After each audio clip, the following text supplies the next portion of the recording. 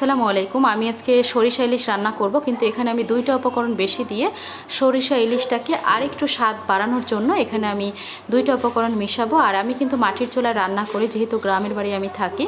তো এখানে কিন্তু ফার্স্ট টাইম হচ্ছে আমি ছোট একটা ইলিশটা কিন্তু খুবই ছোট, কিন্তু অনেক স্বাদ।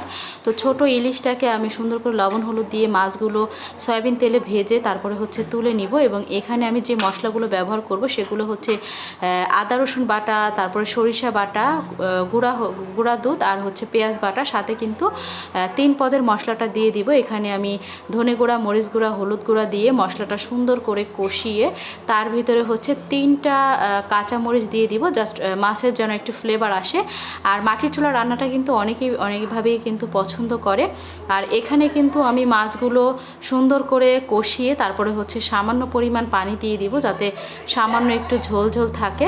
তো এখানে পরিমাণ মতো পানি দিয়ে আমি ঢেকে তারপরে হচ্ছে মাছটা রান্না করব। এবং নামানোর আগে কিন্তু আমি সামান্য পরিমাণ ঘি দিয়ে দিব। তো এখানে গুঁড়া দুধ বা ঘি যে যদি বাদ দিতে চাও বাদ দিতে পারবে, কোনো সমস্যা নেই। তো এখানে আমি কিন্তু গুঁড়া দুধ আর ঘিটা দিয়েছি যাতে একটু ঘ্রাণের জন্য। যদি কেউ টক দই দিতে চাও সেক্ষেত্রেও দিতে পারবে। এভাবে একবার ট্রাই করে দেখবে, কার কেমন লাগলো অবশ্যই আমাকে কমেন্ট করে জানাবে, এবং বেশি বেশি করে শেয়ার করে দিতে হবে।